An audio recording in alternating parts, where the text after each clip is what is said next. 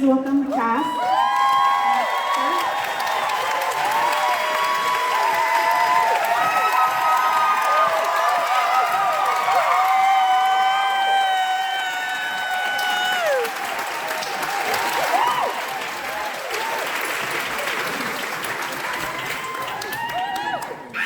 All right. What a beautiful film.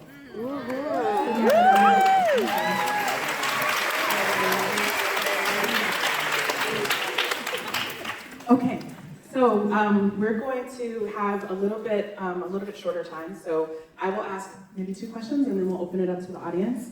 But Shatara, I would love to ask you about. I think the big question is how you came to this story, and if you could talk a little bit about your process. I know you did some unconventional things in your casting and in your even writing process, so if you could talk about that too. Okay, I'll be real fast. I don't know. The last film I made was 6 years ago. It premiered here. And I don't know. 6 years ago was real different to now. And I wanted to make a movie that addressed the things that I was feeling in the moment. And when I'm talking about the moment, this is 18 months ago. And by the way, I finished this 2 days ago. So. Talking about all conventional, like that doesn't happen. It's so I'm kind of blurred in the transitional phase of like having finished the thing and now getting to talk about it. So I'm sorry. But yeah, I had a lot on my mind, especially as it related to chosen family and community care and like what do we owe each other in this moment? Because you know the world is burning, if you haven't noticed. And also I think that human beings are these incredible organisms, and I don't think we appreciate that very much. So I wanted to spend some time like studying the ones that don't get paid much attention to. My process, is very much about character, and I'm really inspired by the director Mike Lee's process, which is pretty much like deep theatrical dramaturgy and then applying it to cinema. So that means that like you create characters in conjunction with the actors, and there's a really wonderful like kind of like almost like it's structured but formless at the same time process, and the story evolves as the characters grow in relationship with each other. I love this job because I mean, thank you. You fell for the trick. Like I kept you by adding things so you could watch the hundreds of people who worked on this movie. Hundreds of people worked on movies, and they're all highly skilled, brilliant technicians. And I am so privileged to be able to work with really, really smart people, smarter than me. And then I get to be like, oh, I have an idea, and you know how to do it. So I'm just gonna sit here and like just let you do it. And so, yeah, why would I take this opportunity from again highly skilled practitioners, artists themselves? I'm like, here's my idea. This is what I feel like. What do you think? And then like they run with it, and like we're kind of going in this back and forth dialogue of like creating this thing and trusting each other. So yeah, that's kind of what I did. I came up with a structure, an outline, if you will, and I built these characters in conjunction with all of these people. And it's very personal to me. And they're all themes and ideas that I've been kind of kicking around in my head personally for, like I said, the last 18 months to 2 years. And so, yeah, I think, I don't know, it's late. I'm a morning person. If you'd asked me these questions before 4 in the afternoon, especially between the hours of like, I don't know, 5 a.m. and 9 a.m., I'd be on it. Right now, I don't know what I'm saying. But I wanted to make a movie that was fun and was light and joyful, that explored all these things. It all started with, if you have nice things happen to you, Hollywood, starts wanting to meet with you, which really means nothing. But like, you just go around and you talk to people about, you're like peddling your wares and your hopes and dreams, and then they give you a bottle of water and say, cool. And then nothing happens. But in one of these meetings, I kind of said I wanted to make it Black, gay, Paris, Texas. And it just kind of like sat. And then I was like, wait, actually, low-key, I do want to do that. And I kind of like built it out from there. So that was the idea, but there's so much more in it. I'm like in conversation with Sex and the City. Can you see it?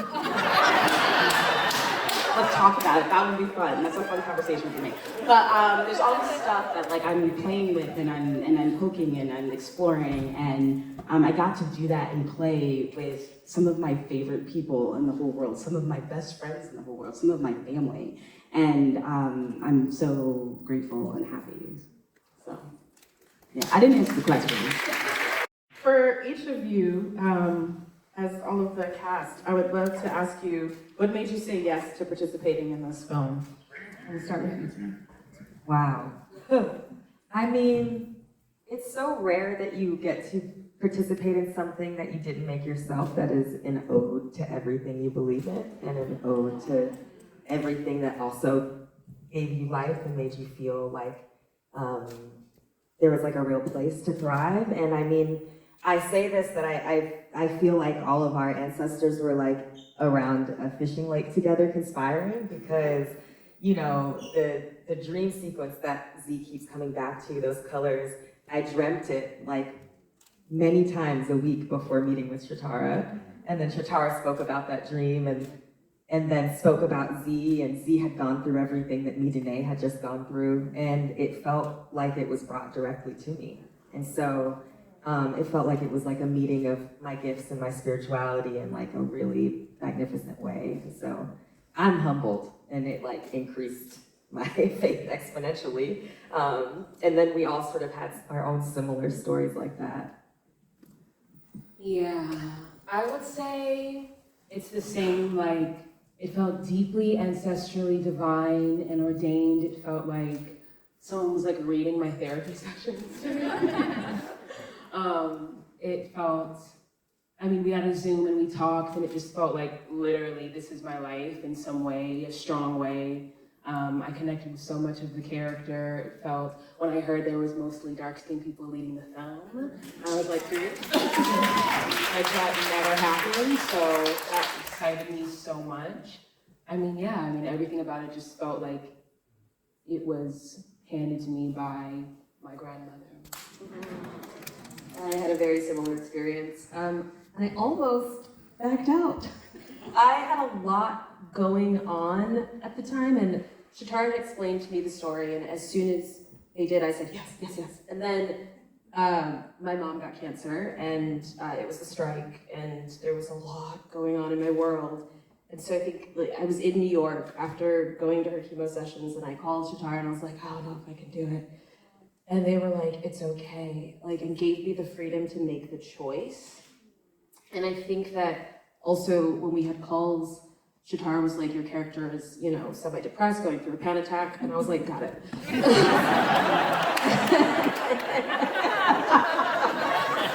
So really it was like so aligned, and you rarely get that chance as an actor to feel so aligned with your character. And so I asked my, sister who's here, and who said that my personality of Tasha is very similar to myself. I would like to challenge that. Anyways. But, I asked my mom, and she said, this is your chance, and this is your dream, and you should go. And it felt so aligned with what the movie was about, really just going for it.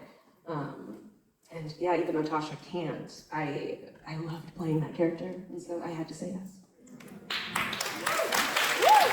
It's also so rare for us as Black actresses of this hue to have someone who wants to sit a camera on our face with film in this type of lighting, with this type of respect to our interiority. It is like a gem that you don't find. And so to do it with like a craftsperson like Shatara and the team that they assembled was like I told my team, I was like, I don't care if this is shooting on the side of the street in Iowa, I will be there.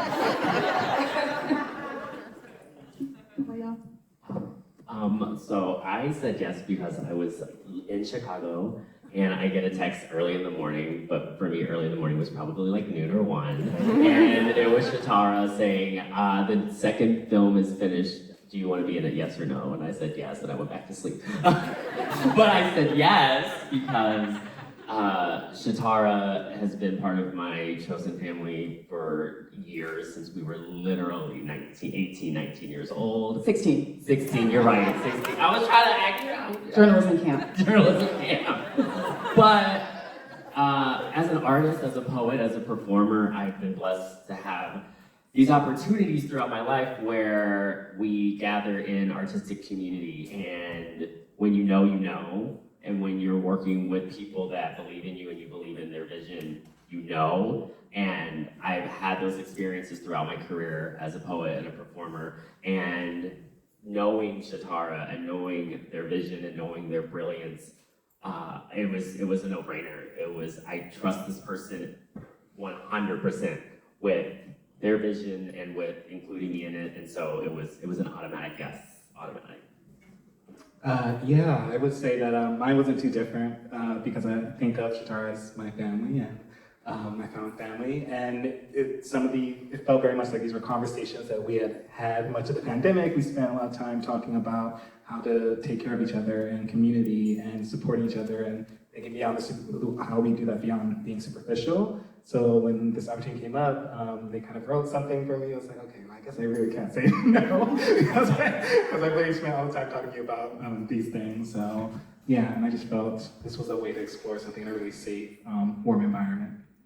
Mine is double-fold and it's like deeply personal. I mean, I'm kind of triggered in the best ways by the ancestral kind of connection. Shatara, first and foremost, was my inspiration, my connection in reading the script. I think it is true, seeing something that you believe so deeply in your personal life, being able to portray it in a story that you get to work on is few and far between, so I ran at the opportunity. So I get a little emotional, my heart is beating too, but I feel like it's necessary. I was adopted, both my parents who adopted me are white, and my birth mother, who was black, and my father was Irish, I've never been able to meet. And it's always been, it's always been really something that I've yearned for, being able to connect with Black storyline and be involved in it. So when this came onto my plate, I knew I had to jump at the opportunity, and I thank you. And honestly, being here at this festival too, experiencing that as well on a multitude of facets, it's, hearing everybody laugh at little lights getting raised. In a most beautiful way has been, it's the reason I knew I had to be here for this festival as well. And why it's such an incredible fest as well. It's really my honor. All of you are just so incredibly talented. This is just a selfish way of me being able to hang out with very talented people. It makes my job easy. As you see, I don't really give no's. I just sit there and I'm like, yes you do. In rehearsal, I'm like, can you just quit? And then get the note. That's true. I always think that I'm not able to be read, but everyone hates me. I think for a time we should open it up to the audience. I know there's some questions.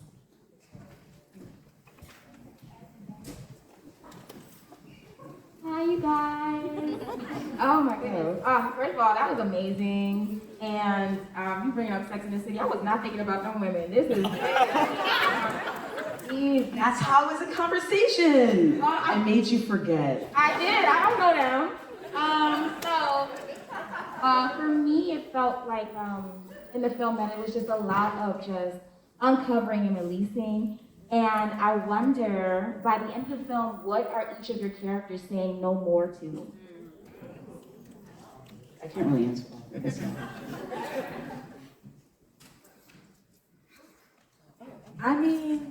I feel like Z is saying no more to just being forced into a reality where her nervous system doesn't feel at home. I think that it's so rare that we get to experience a calm nervous system.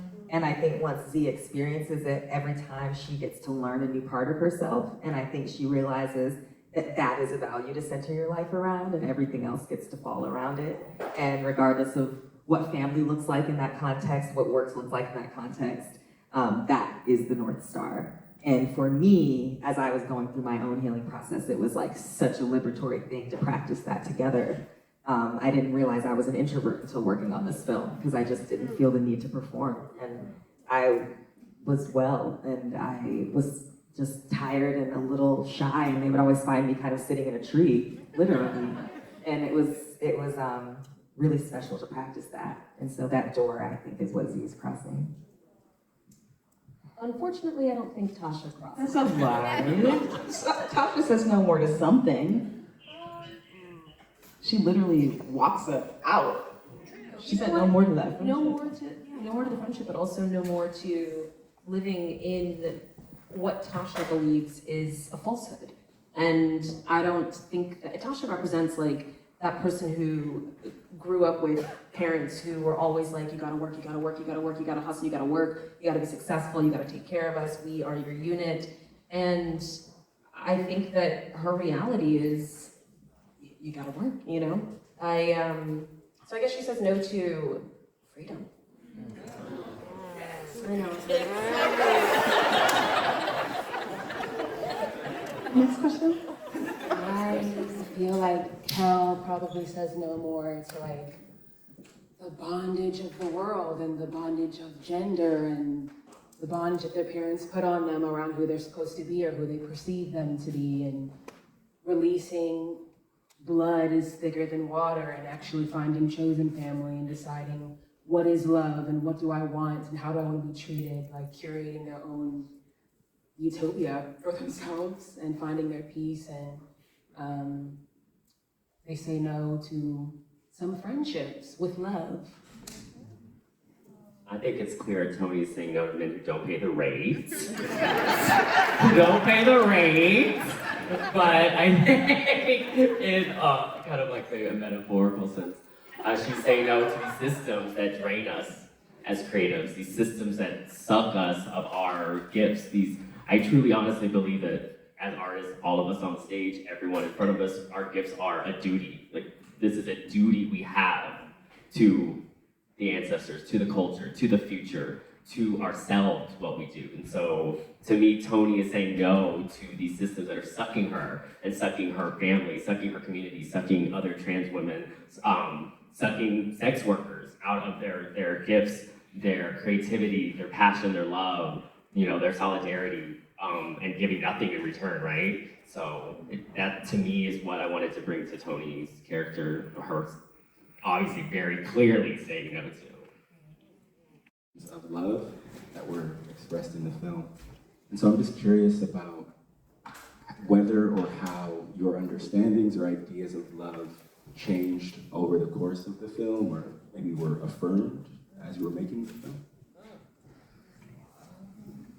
I'll just start by saying that, the title of this movie is Dreams and Nightmares for a reason. I mean, you're looking at my literal dreams and fantasies on the screen in all ways. So even the ways that we're messy people, the ways that we make mistakes, the ways that we fail at conflict, but also the ways in which people are just kind of beautifully able to be who they are and still be held. That very rarely happens in my life, but I wanted to imagine it anyway. And I think that there are some really beautiful representations of what the right thing to do is, and some wonderful representations of the wrong thing to do. But we are where we are, and the fact that Tasha can be so held as she's flailing, the fact that Kel can be so held when they've explained literally nothing. The fact that Z knows that maybe she owes a little bit more to her friend than she was giving. The fact that you can sit in the discomfort of people who have very limited understandings of love, who feel betrayed or frustrated because someone walked away from them. I feel like personal growth and healing is all on a spectrum, right? And every character is kind of somewhere along that line. And again, the idea was that I was trying to find representations of like the greatest degree of that and the most, limited. So yeah. I also feel like all of us know, and it's so beautiful to premiere here. If you're Black, if you're queer, or any of those spectrums, you probably had to make lots of blood sacrifices within your own life to claim who you are. And I think personally, I had just gone through so many of those sacrifices, and then this film came that felt like an affirmation for why all of it was worthy and worth it. And so kind of like Charlie, it makes me very emotional to think about the grace of that you're like, oh, that type of love was worth sacrificing for, and it was worth being shaped by. My new mantra in life, and it spins back around, I think, into the love aspect of it, and loving yourself is, are you living what you're paying for? And I know I'm butchering it in that sense, but I butcher it, but I keep it in the back of my head. But it has stuck with me like a arrow through my heart, honestly, for watching this film. And on a personal level, I mean, I'm married, and it's opened up conversations from my husband and I in really beautiful ways. Obviously, being part of the community, I think, being open and being, I guess, without not constricted by the bounds of like the straight, normal situation, you have that freedom. But in living in our own individual selves within our relationship, which we are so happy with, being able to find the freedom to live fully, and meaning leaving, coming, going, that freedom of kind of acceptance and trust is, it's terrifying, but unbelievably powerful. And it's displayed so many different ways throughout the film. But yeah, it did reflect back into my own life, and I'm thankful for that.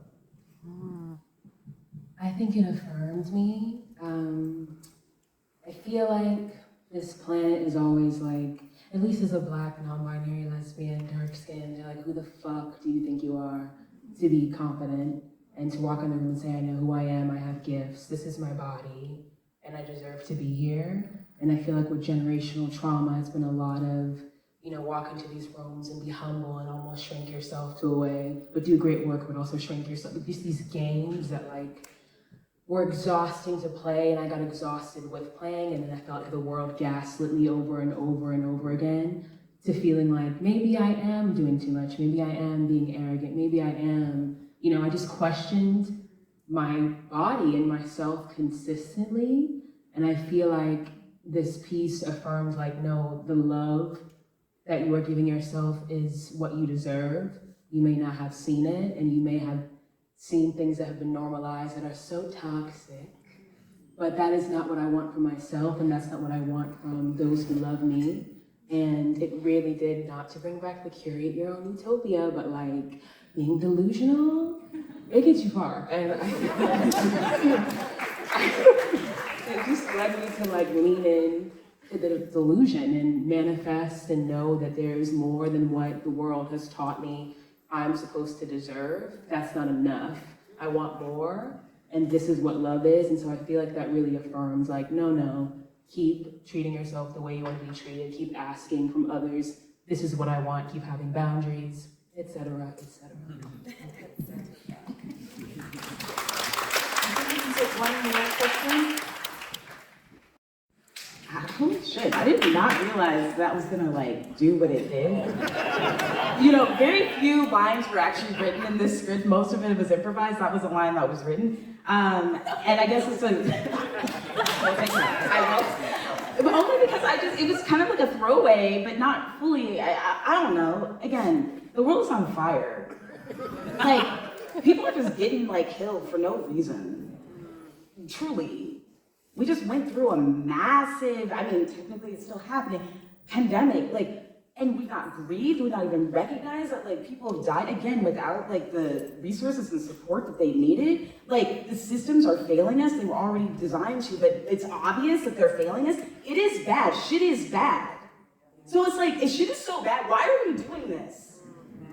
There is no reason to live life right now if you're not living for yourself and for the things that you believe in.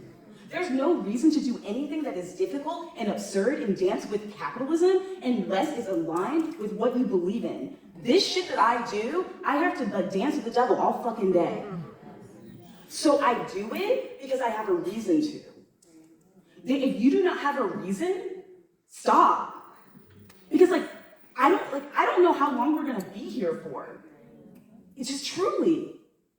So is your life what it's worth? Like what you've been paying? Probably not. Like I don't know. It's like I don't know how many like warning signs we need, red lights we need, like fires literally in front of us. Like truly, people are screaming, asking us to pay attention. So why aren't we? What are we doing? That's all.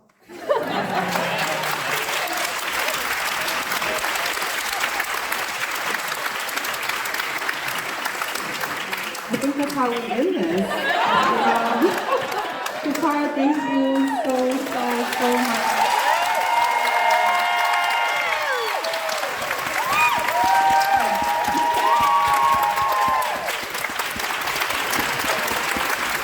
And thank you to all of you, all so beautiful. Thank you for being here. We're so honored to have this film open festival. Thank you to all of you who came out this evening. And when do you know any next festivals yet? Well, we'll let you know. And everybody on the stage. So thank you so much.